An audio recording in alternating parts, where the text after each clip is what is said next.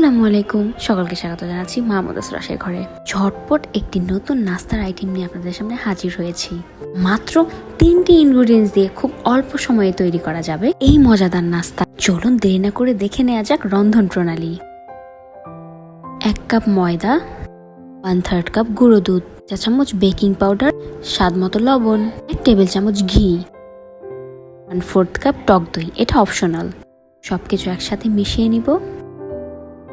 তৈরি করার জন্য আমি পানির পরিবর্তে এখানে লিকুইড মিল্ক ব্যবহার করেছি। তৈরি হয়ে গেলে 15 মিনিট ঢেকে দিব। 15 মিনিট পর ঢাকনা খুলে একটু মথে নিব। এবার গোল করে বেলে নিব। বেলার সময় অবশ্যই এক্সট্রা কোনো ময়দা ব্যবহার করা যাবে না।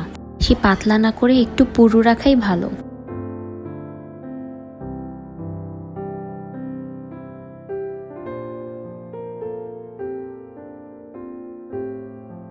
আমি এখানে শেপিং কাটার ব্যবহার করছি, আপনারা চাইলে নাইফও ব্যবহার করতে পারেন। তেলে ভাজার জন্য তেলটি গরম হয়ে এলে মিডিয়াম হিটে ভেজে নিব।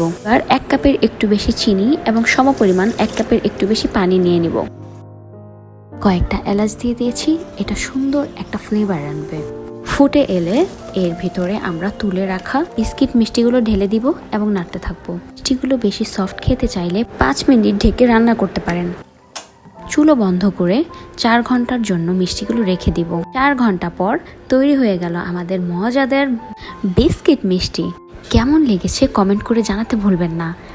সম্পূর্ণ ভিডিওটির সাথে থাকার জন্য আপনাদেরকে ধন্যবাদ। ভালো লাগলে সাবস্ক্রাইব করতে যেন ভুলবেন না।